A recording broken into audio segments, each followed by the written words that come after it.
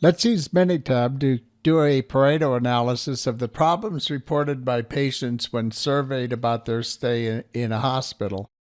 If you go to IT, you're usually going to get a list of problems in a text file. So usually it's just a long list. And I'm going to copy this list of text values. And then I'm going to go into Minitab's column 1, the first cell, and I'm going to paste those values in by pressing Control V.